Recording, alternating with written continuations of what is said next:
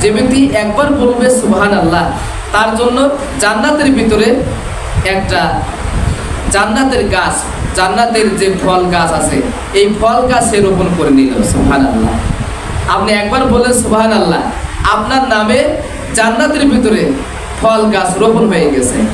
আপনি মৃত্যুর পরে জান্নাতে যাবেন, এটা ভোগ করবেন, এটা খাবেন। সুবহানাল্লাহ। তো এই সুবহানাল্লাহ যদি আপনি একবার বলেন, যদি 100 বার বলেন, 1000 বার বলেন, 1,00,000 বার বলেন, 1 কোটি বার বলেন, আপনি যদি 1 কোটি কোটি কোটি বারও যদি বলেন, আপনার কোটি কোটি ফল গাছই রোপণ করা হবে জান্নাতের ভিতরে। সুবহানাল্লাহ। আল্লাহর ভান্ডারে অভাব নাই, এটা আপনি মনে করবেন যে আল্লাহ তাআলার ভান্ডারে অভাব নাই। তাই রাসূল পাক সাল্লাল্লাহু আলাইহি ওয়াসাল্লাম বলছেন, যখনই কোনো মানুষ বলে সুবহানাল্লাহ, জান্নাতে একটি ফল গাছ রোপণ করে নিল, আপনি বললেন সুবহানাল্লাহ, আপনার জান্নাতের ভিতরে আপনার ফল গাছ রোপণ হয়ে গেল, লাগানো হয়ে গেল। আল্লাহু আকবার।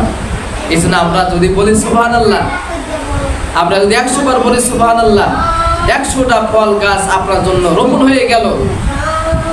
আপনি দুনিয়াতে থাকলেন, অথচ জান্নাতের ভিতরে আপনার জন্য ফল গাছ লাগানো হয়ে গেল। আপনি কি ভক্ষণ করবেন, কি খাবেন, কি শুকরিয়া আদায় করবেন, আল্লাহ তাআলার নিয়ামত খাবেন, সেটা আপনি দুনিয়া থেকেই কামাই করে নিলেন। সুবহানাল্লাহ। এই জন্য আপনি দুনিয়াতে যা করবেন আখিরাতের কল্যাণমূলক করতে হবে। আমি দুনিয়াতে যা করব যাতে আখিরাতের জবাবদিহিমূলক হয়, আমি দুনিয়াতে যেই কাজ করব যাতে আখিরাতের কল্যাণমূলক হয়, আমি দুনিয়াতে যেই কাজ করব সেইটা যাতে জান্নাতে আমি পাই। এজন্য আপনি সেই নিয়তটা ঠিক করে আল্লাহ তাআলার আপনি আল্লাহ তাআলার উপর ঈমান এনে আল্লাহ তাআলাকে ভয় করে আপনি জিকির করেন, আপনার জন্য কল্যাণ হবে পরকালে। তারপরে নবী করিম সাল্লাল্লাহু আলাইহি সাল্লাম বলতেছেন, যখন কোনো মানুষ আলহামদুলিল্লাহ বলে, তখন হাসরে মিজানে পাল্লাটা একটু ভারী করে নিলেন। সুবহানাল্লাহ। যে ব্যক্তি আলহামদুলিল্লাহ বলে, তার মিজানের পাল্লাটা ভারী করে নিলেন। আমরা তো মিজানের নেকির পাল্লা তো ভারী করা দরকার। যদি বদ আমল ভারী হয় তাহলে তো সে জান্নাত পাবে না, যদি নেক আমল যদি ভারী হয় তাহলে আপনি জান্নাত পাবেন। এজন্য আপনি যদি একবার আলহামদুলিল্লাহ বলেন, আল্লাহ রাসূল বলতেছেন, সে হাসরে সে মিজানের পাল্লাটা ভারী করে নিল, সে নেকির পাল্লাটা ভারী করে নিল। আলহামদুলিল্লাহ বললে আপনার মিজানের পাল্লা ভারী হয়ে যাচ্ছে, নেকির পাল্লা আপনার ভারী হয়ে যাচ্ছে, এবং আল্লাহ তাআলার প্রশংসা আদায় হয়ে গেল। আপনি আল্লাহ তাআলার কৃতজ্ঞতা করলেন, আল্লাহ তাআলার শুকরিয়া আদায় করলেন, আল্লাহ তাআলার প্রশংসা করলেন। আপনার জান্নাতে আপনার আল্লাহ তাআলার নিয়ামত আপনার জন্য হয়ে গেল। এই জন্য আমরা যদি বলি আলহামদুলিল্লাহ, শুধু একটা জিনিস খাবেন, বলবেন আলহামদুলিল্লাহ, তাহলে আপনি মিজানের পাল্লাটা ভারী করে নিলেন, আপনার নেকির পাল্লাটা ভারী করে নিলেন। আপনি একটা নতুন জামা গায়ে দিলেন, আলহামদুলিল্লাহ। আপনি নতুন এক জোড়া জুতা পায়ে দিলেন, আলহামদুলিল্লাহ। নতুন একটা টুপি মাথায় দিলেন, আলহামদুলিল্লাহ। একটা মাছ খালেন, আলহামদুলিল্লাহ। একটু ভালো তরকারি খেলেন, আলহামদুলিল্লাহ। আপনি যদি খারাপ খান তাও বলবেন আলহামদুলিল্লাহ। এই আলহামদুলিল্লাহ বলাতে আপনার কি হলো, আপনি কতবার আলহামদুলিল্লাহ বললেন, অথচ আপনার নেকির পাল্লা ভারী হচ্ছে। আপনি যতবার আলহামদুলিল্লাহ বলতেছেন ততবার আপনার নেকির পাল্লা ভারী হচ্ছে, মিজানের পাল্লা ভারী হচ্ছে। এই জন্য আপনি আলহামদুলিল্লাহ বেশি বেশি করে করবেন। আমরা তো সবসময় আলহামদুলিল্লাহ বলি। আপনি যখন অসুস্থ হয়ে গেলেন, আপনাকে এক ব্যক্তি বলল যে আপনি কেমন আছেন, আপনি আলহামদুলিল্লাহ আল্লাহ তাআলা শুকরিয়া আদায় করে দিলেন। আপনি বললেন আলহামদুলিল্লাহ, আল্লাহ তাআলা বলেন আমার এই বান্দা অসুস্থ, তারপরে সে আলহামদুলিল্লাহ শব্দের মাধ্যমে বোঝাই দিল যে আমি সুস্থ আছি। আমি ফেরেশতাদেরকে তখন ডেকে বলে, আমার এই বান্দা অসুস্থ থাকা অবস্থায় সে আমাকে শুকরিয়া আদায় করলো, তোমরা সাক্ষী থাকো, আমি এই বান্দাকে সমস্ত গুনাহ মাফ করলাম এবং এই সুস্থতা আমি দান করলাম। সুবহানাল্লাহ। এই জন্য আল্লাহ তাআলার শুকরিয়া আদায় করবেন বেশি বেশি করে, যে আলহামদুলিল্লাহ। আপনি যাই খাবেন আলহামদুলিল্লাহ, যাই পড়বেন আলহামদুলিল্লাহ, টাকা কামাই করবেন আলহামদুলিল্লাহ, একটা ঘর দেবেন আলহামদুলিল্লাহ, একটা বিল্ডিং দেবেন আলহামদুলিল্লাহ, যাই করবেন আলহামদুলিল্লাহ। আল্লাহ তাআলার শুকরিয়া আদায় করেন, আপনার নেকির পাল্লা ভারী হবে, আপনার মিজানের পাল্লা ভারী হবে। এটা আপনার অনেক সওয়াব হবে, অনেক লাভ হবে। তো যাই হোক, আমরা এইখানে আলহামদুলিল্লাহ ফজলা কিন্তু আমরা জানলাম, আমরা সুবহানাল্লাহ ফজলা জানলাম। তারপরে নবী করিম সাল্লাল্লাহু আলাইহি ওয়াসাল্লাম বলছেন লা ইলাহা ইল্লাল্লাহু মুহাম্মাদুর রাসূলুল্লাহ। এটা যে ব্যক্তি পাঠ করে যার নেকি 7 আসমান ও জমিনের হইতে উত্তম। যে ব্যক্তি একবার পড়বে লা ইলাহা ইল্লাল্লাহু মুহাম্মাদুর রাসূলুল্লাহ, আপনার নেকি হবে এই 7 আসমান জমিনের চাইতে উত্তম। সুবহানাল্লাহ। আপনার নেকি হবে 7 আসমান জমিনের চাইতে উত্তম, আপনার নেকি হবে 7 আসমান জমিনের চাইতে দামি, আপনার নেকির পাওয়ার হবে 7 আসমান জমিনের চাইতে বেশি পাওয়ার। আল্লাহু আকবার।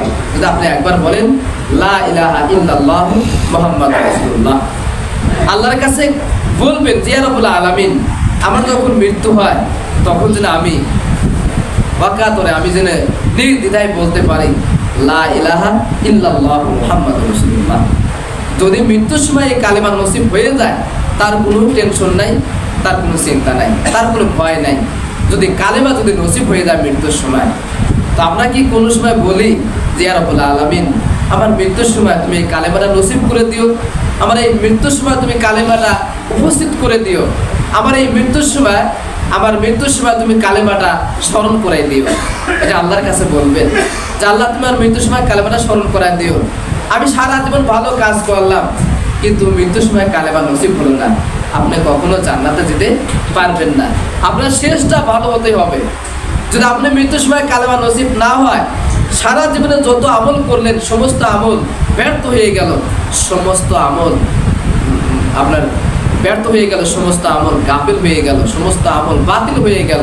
এই জন্য আপনি মৃত্যুর সময়ের জন্য চিন্তা করবেন আর বলবেন ইয়া রাব্বুল আলামিন, আমার যখন মৃত্যু হয় তোমার কালেমাটা স্মরণ করায় দিও, তোমার কালেমাটা পড়াইয়ে দিও ইয়া রাব্বুল আলামিন। মৃত্যুর সময় তো শিকামা অবস্থায় হয়, তখন সে অনেক টেনশন করে, তার দুনিয়া থেকে যাইতে চায় না, তার দুনিয়া থেকে আর যাওয়ার মন চায় না। এই জন্য আল্লাহর কাছে বলবেন আমার তো দুনিয়া থেকে একদিন চলে যেতেই হবে, আমাকে দুনিয়া ছেড়ে একদিন যেতেই হবে, ইয়া রাব্বুল আলামিন তুমি আমার কালেমাটা নসিব করে দিও, কালেমাটা স্মরণ করাই দিও এবং কালেমাটা আমার মুখে উচ্চারণ করাই দিও মৃত্যুর সময়।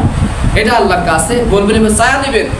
আল্লাহ তাআলা বলছেন যে ব্যক্তি আমার কাছে চায় সেটা আমি দিতে বাধ্য। আমি কখনো কৃপণতা করি না, আমি কখনো বিলম্ব করি না। আমার বান্দারা যখন যেটা চায় সেটা আমি দেওয়ার জন্য আমি আল্লাহ তাআলা প্রস্তুত।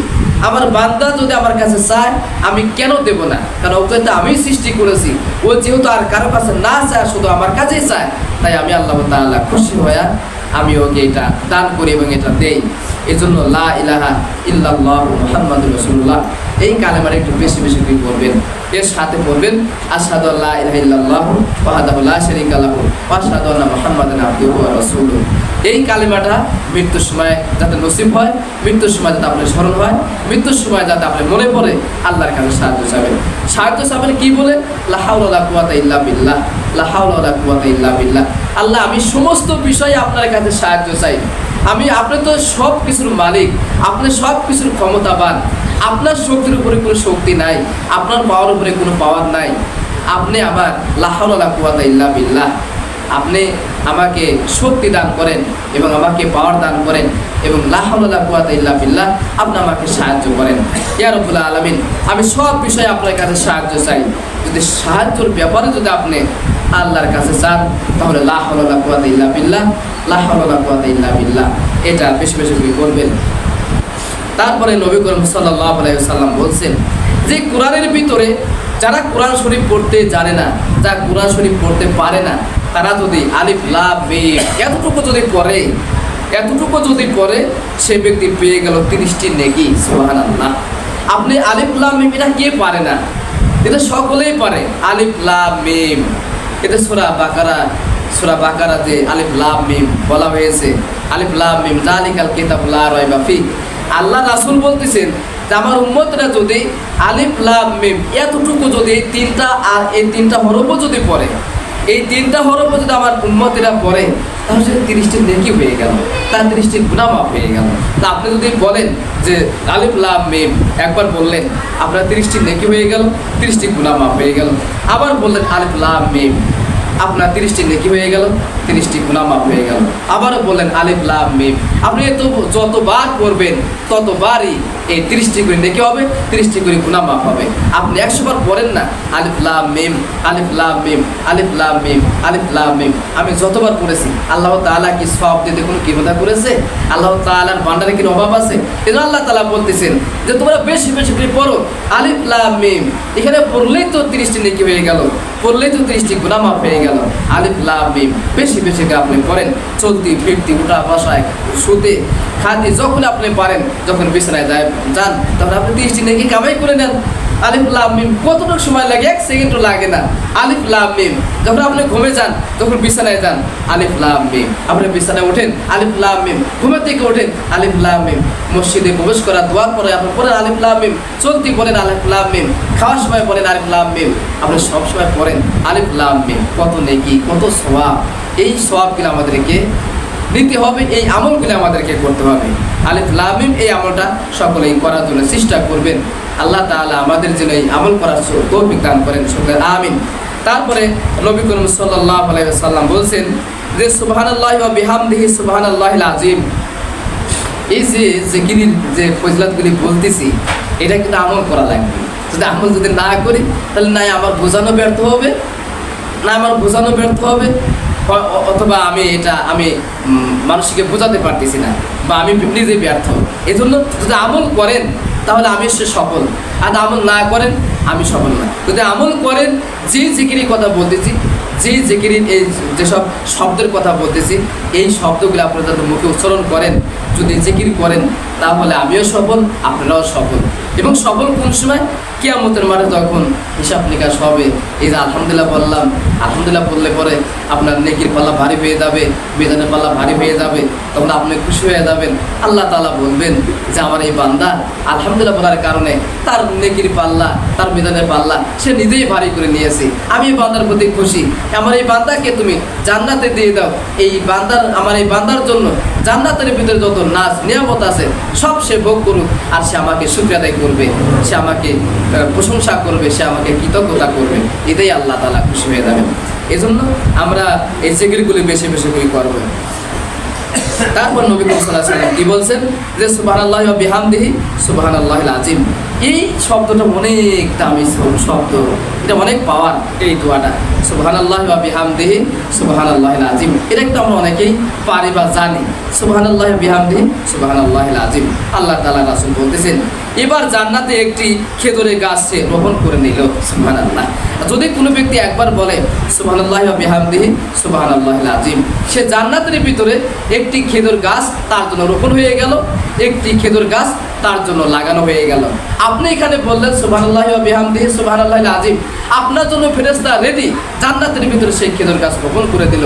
আপনি সেই খেজুর গাছের জন্য একটু কষ্ট করলেন না, একটু পরিশ্রম করলেন না, টাকা খরচ করলেন না, পয়সা খরচ করলেন না, সময়ও ব্যয় করলেন না, এবং এখানে আপনি কোনো পরিশ্রম করলেন না, অথচ আপনার জন্য খেজুরের গাছ রোপণ হয়ে গেল জান্নাতের ভিতরে। এটা তো শুকরিয়া আদায় করা দরকার, আলহামদুলিল্লাহ। এই জন্য আমরা সুবহানাল্লাহি ওয়া বিহামদিহি সুবহানাল্লাহিল আযীম। অন্য একটা হাদিসে বলছে যে এই সুবহানাল্লাহি ওয়া বিহামদিহি সুবহানাল্লাহিল আযীম, রাসূল পাক সাল্লাল্লাহু আলাইহি সাল্লাম বলছেন মুখে একেবারে সহজ, কিন্তু দাড়িপাল্লায় একেবারে মিজানের পাল্লায় অনেক ভারী। মানে সুবহানাল্লাহি ওয়া বিহামদিহি সুবহানাল্লাহিল আযীম, রাসূল বলতেছেন যে সুবহানাল্লাহি ওয়া বিহামদিহি সুবহানাল্লাহিল আযীম, এই শব্দটা, এই দোয়াটা জিহ্বাতে একেবারেই হালকা, জিহ্বাতে একেবারেই সহজ উচ্চারণ করা, কিন্তু মিজানের পাল্লায় অনেক ভারী।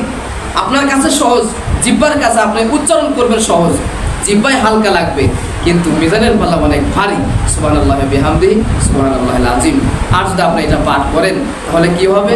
আমার মিজানের পাল্লাও ভারী হচ্ছে, এবং একবার যদি আপনি বলেন সুবহানাল্লাহি ওয়া বিহামদিহি সুবহানাল্লাহিল আযীম, জান্নাতের ভিতরে আপনার জন্য আপনার নামের সাথে আপনার নামের সাথে গাছের সাথে আপনার নাম লেখা থাকবে যে সুবহানাল্লাহি ওয়া বিহামদিহি সুবহানাল্লাহিল আযীম। আপনি একবার বলবেন সুবহানাল্লাহি ওয়া বিহামদিহি সুবহানাল্লাহিল আযীম, জান্নাতের ভিতরে আপনার জন্য ফেরেশতারা এই খেজুরের গাছ রোপণ করে দিয়েছে। না, আপনি তো শুকরিয়া আদায় করার দরকার। আমি এখানে বসে বললাম সুবহানাল্লাহি বিহামদিহি সুবহানাল্লাহিল আযীম, আপনার জন্য জান্নাতের ভিতরে খেজুর গাছ লাগানো হয়ে গেল, খেজুর গাছ রোপণ করা হয়ে গেল। আপনি তো চিন্তা করার দরকার যে আমি কিছুই পরিশ্রম করলাম না। দুনিয়াতে একটা গাছ আপনি কিনে আনেন, আপনার গাছকে ক্রয় করতে হবে, ওই গাছটাকে কত পরিশ্রম করে আপনার লাগানো লাগবে, রোপণ করা লাগবে, তারপরও আপনি টেনশন করেন, হতাশ হয়ে যান, এই গাছটা হবে কি না, এই গাছটা মারা যাবে কি না। হয়তো আপনার 2 বছর আছে গাছটা, 3 বছরের পর সে মারা গেল। কিন্তু আপনার কিন্তু এই যে আপনার জন্য সুবহানাল্লাহ বিহামদি সুবহানাল্লাহ আযম আপনি বললেন, জান্নাতের ভিতরে যে গাছ লাগানো হলো, জান্নাতের ভিতরে যে খেজুর গাছ রোপণ করা হলো, এই গাছ কোনদিন মরবি, এই গাছগুলো দুর্বল হবি, এই গাছগুলো ভাঙবি, কিচ্ছু হবে না। আপনার জন্য এটা নিয়ামত, আপনি এই জন্য শুকরিয়া আদায় করবেন। আমি সুবহানাল্লাহ বিহামদি সুবহানাল্লাহ আযম এই দোয়া পড়ার পরে জান্নাতের ভিতরে আমার জন্য খেজুরের গাছ রোপণ করা হলো, জান্নাতের ভিতরে আমার জন্য খেজুর গাছ লাগানো হলো, আমি শুকরিয়া আদায় করছি আলহামদুলিল্লাহ। তারপরে নবী করিম সাল্লাল্লাহু আলাইহি ওয়াসাল্লাম বলছেন, যদি কোনো ব্যক্তি বলে আস্তাগফিরুল্লাহ, এই আস্তাগফিরুল্লাহ অনেক পাওয়ার আছে। আস্তাগফিরুল্লাহ যদি রাসূল সাল্লাল্লাহু আলাইহি ওয়াসাল্লাম বলতেছেন, আস্তাগফিরুল্লাহ একটি গুনাহ সে মাফ করে নিল। যে ব্যক্তি আস্তাগফিরুল্লাহ একবার পাঠ করলো, তার গুনাহ মাফ করে নিল সে। আপনি একবার বলেন আস্তাগফিরুল্লাহ আস্তাগফিরুল্লাহ। আল্লাহ রাসূল বলতেছেন, যে ব্যক্তি একবার বলে নিল আস্তাগফিরুল্লাহ, যে আল্লাহ তুমি আমাকে ক্ষমা করে দাও, তুমি আমাকে মাফ করে দাও, আমি অন্যায় করেছি, আমি খারাপ কাজ করেছি, আমি পাপ করেছি, আমি গুনার কাজ করেছি, আস্তাগফিরুল্লাহ তুমি আমাকে মাফ করে দাও, তুমি আমাকে ক্ষমা করে দাও। আল্লাহ তাআলা বলেন, যখন আমার বান্দারা কোনো গুনাহ করার পরে ফিরে আসে, এই গুনাহ আমি কখনো রেখে দেই না, এটা আমাকে মাফ করে দেই, এটা সব দিয়ে পূর্ণ করে দেই। সুবহানাল্লাহ। এই জন্য আল্লাহ তাআলা আপনাদের প্রতি কত দয়া করেন, আমাদের প্রতি কত মায়া করে, কত দয়া করে, কত অনুগ্রহ করেন। এই জন্য রাসূল পাক সাল্লাল্লাহু আলাইহি ওয়াসাল্লাম বলছেন যে বেশি বেশি করে ইস্তেগফারটা আপনি বেশি বেশি করে পাঠ করবেন, কারণ বেশি বেশি করে ইস্তেগফার পাঠ করলেই আপনার জন্য অনেক সওয়াব। এবং আস্তাগফিরুল্লাহ বললে পরে যদি কোনো ব্যক্তি ইস্তেগফার পড়ে, আপনি একটা গুনাহ মাফ করলেন, ইস্তেগফার বললে পরে আপনার সমস্ত গুনাহ মাফ হয়ে গেল। আস্তাগফিরুল্লাহ রাব্বি মিন কুল্লি যামবি ওয়া আতুবু ইলাইহি লা হাওলা ওয়ালা কুওয়াতা ইল্লা বিল্লাহি আলিয়্যিল আযীম। আল্লাহ তাআলা তো বলেন, আমার বান্দারা যখন এই দোয়াটা পড়ে আস্তাগফিরুল্লাহ, তা আমি আল্লাহ, আমি তো অন্যায় করেছি, আমি তো পাপ করেছি, তুমি তো আমার আল্লাহ, আমি তোমার বান্দা, তুমি আমাকে কেন মাফ করবে না, এইরকম যখন বলে আমার আল্লাহ তাআলা এত খুশি হন যে আমার বান্দা এইভাবে কথাগুলি বলতেছে, আমি আল্লাহ তাআলা আমার এই বান্দার জীবনের সমস্ত গুনাহ মাফ করে দিলাম। তারপর নবী করিম সাল্লাল্লাহু আলাইহি ওয়াসাল্লাম বলছেন যে ইস্তেগফার যে ব্যক্তি এই পাঠ করে, যে ব্যক্তি ইস্তেগফার পাঠ করে, তার দুশ্চিন্তা দূর করে দেন। সুবহানাল্লাহ। যদি কোনো ব্যক্তি ইস্তেগফার পাঠ করে, আল্লাহ তাআলার রাসূল বলছেন, ইস্তেগফার যে ব্যক্তি বেশি বেশি করে পাঠ করে, আল্লাহ তাআলা তার দুশ্চিন্তা দূর করে দেন। আপনি যে দুশ্চিন্তাতে যখন থাকেন, তখন আপনি বেশি বেশি করে বলবেন আস্তাগফিরুল্লাহ আস্তাগফিরুল্লাহ আস্তাগফিরুল্লাহ। আপনাকে একজন অপমান করছে, আপনি বলবেন আস্তাগফিরুল্লাহ আস্তাগফিরুল্লাহ। আপনাকে একজন গালি দিয়েছে, আপনি বলবেন আস্তাগফিরুল্লাহ আস্তাগফিরুল্লাহ আস্তাগফিরুল্লাহ। আপনার দুশ্চিন্তা আল্লাহ তাআলা দূর করে দিবেন, আপনি ধৈর্য ধারণ করবেন। তো এই জন্য আস্তাগফিরুল্লাহ যে ব্যক্তি বেশি বেশি করে পাঠ করে, আল্লাহ তাআলা তার দুশ্চিন্তা দূর করে দেন। তা আমরা যখন দুশ্চিন্তার ভিতরে পড়ে যাব, তখন আপনি পড়বেন আস্তাগফিরুল্লাহ আস্তাগফিরুল্লাহ আস্তাগফিরুল্লাহ। আপনার গুনাহ মাফ হচ্ছে, আপনার নেকি হচ্ছে, আবার আপনার কি হচ্ছে, আপনার দুশ্চিন্তাও দূর হচ্ছে। তারপরে নবী করিম সাল্লাল্লাহু আলাইহি ওয়াসাল্লাম বলছেন, ইস্তেগফার যে ব্যক্তি পাঠ করে, তার যে ইবাদত করে, সেই ইবাদতটা কবুল হওয়ার যোগ্য বেশি হয়। সুবহানাল্লাহ। যদি আস্তাগফিরুল্লাহ, রাসূল সাল্লাল্লাহু আলাইহি ওয়াসাল্লাম বলতেছেন, যে ব্যক্তি ইস্তেগফার পাঠ করে, তার যে ইবাদত করে, সমস্ত ইবাদতে আল্লাহ তাআলা কবুল করে নেন ইস্তেগফার করার কারণে। সুবহানাল্লাহ। আপনি যে ইবাদত করবেন, যে জিকির করবেন, আপনি যে নেকির কাজ করবেন, যেই আমল করবেন, এই আমলটা যদি আপনি ইস্তেগফার বেশি বেশি করে পাঠ করেন, সমস্ত ইবাদত আল্লাহ তাআলা সহজেই কবুল করে নেন। সুবহানাল্লাহ। এই জন্য আমরা ইস্তেগফারটা বেশি বেশি করে পাঠ করবো, যাতে আমার অন্য অন্য আমলগুলো আল্লাহ তাআলা সহজেই কবুল করে নেন, সহজেই আমার জন্য আল্লাহ তাআলা আমার এই ইবাদতগুলো সহজ করে দেন। এই জন্য আমরা ইস্তেগফারটা বেশি বেশি করে করবো, আস্তাগফিরুল্লাহ আস্তাগফিরুল্লাহ। তারপরে নবী করিম সাল্লাল্লাহু আলাইহি ওয়াসাল্লাম বলছেন, যে ব্যক্তি ইস্তেগফার বেশি বেশি করে পাঠ করে, আল্লাহ তাআলা তার রিজিকের দরজা খুলে দেন। সুবহানাল্লাহ। যে যখন আপনি বেশি বেশি করে ইস্তেগফারটা বেশি বেশি করে পাঠ করবেন, ইস্তেগফারটা বেশি বেশি করে পাঠ করবেন, আল্লাহ তাআলা আপনাকে রিজিকের ব্যবস্থা করে দেবেন। আমরা রিজিক বলতে শুধু বুঝি এই খাদ্য, এই চাউল ডাউল, আমরা খাদ্য এটাই রিজিক বুঝি। এই যে সুস্থতা, এটা তো রিজিক। এটা সুস্থ, আপনি যে সুস্থ আছেন, এটা তো রিজিক। এটা আপনার কাপড় চোপড়, এটা রিজিক। আপনার ছেলে মেয়ে, এটা রিজিক। আপনার স্ত্রী, আপনার রিজিক। আপনার বাপ মা, আপনার রিজিক। সবই তো রিজিক। এই জন্য আল্লাহ তাআলা বলছেন, আল্লাহ রাসূল বলছেন, যে ব্যক্তি ইস্তেগফারটা বেশি বেশি করে পাঠ করে, যে ব্যক্তি ইস্তেগফার বেশি বেশি করে পাঠ করে তার রিজিকের দরজা আমি আল্লাহ তাআলা খুলে দেই। আপনি ইস্তেগফার যদি বেশি বেশি করে পাঠ করেন আল্লাহ তাআলা আপনার সুস্থতা বাড়াই দিবেন, সুস্থতা করে দিবেন এবং আল্লাহ তাআলা আপনাকে অসুস্থ থেকে আপনি সুস্থতা পাবেন যদি বেশি বেশি করে ইস্তেগফার পাঠ করতে পারেন।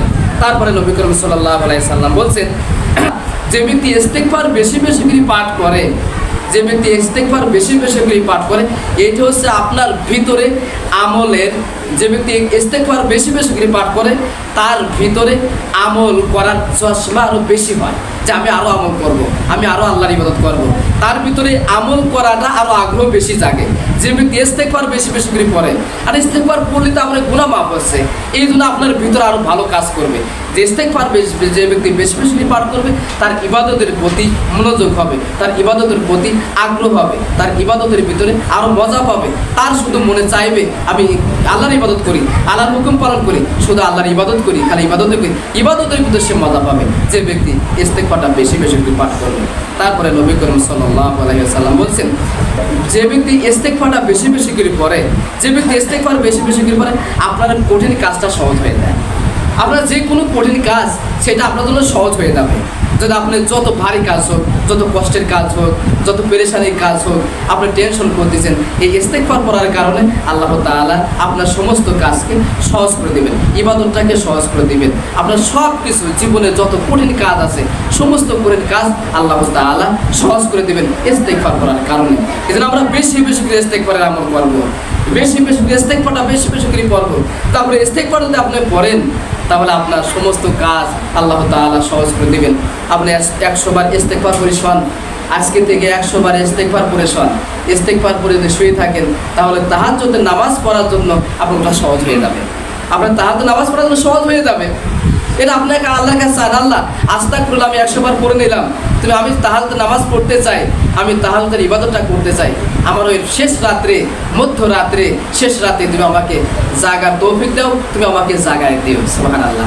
আল্লাহ তাআলা আপনাকে জাগা সহজ করে দিবেন, আল্লাহ তাআলা আপনাকে সহজে জাগায় দিবেন যে আমার বান্দা তুমি ওঠো, তুমি তো ইস্তেগফার করে শুয়ে আসো, তুমি তাহাজ্জুদের নামাজ পড়ার নিয়ত করে শুয়ে আসো, তুমি তাহাজ্জুদ নামাজ পড়ার জন্য প্রস্তুতি দাও, তুমি ঘুমের থেকে ওঠো, তোমার এই ঘুমের চাইতে আমার নামাজ উত্তম, তোমার এই ঘুমের চাইতে ইবাদত উত্তম, তুমি ঘুম ছেড়ে দিয়ে আমার ইবাদতের ভিতরে চলে আসো, তোমার ইবাদতটাকে আমি সহজ করে দিলাম। সুবহানাল্লাহ।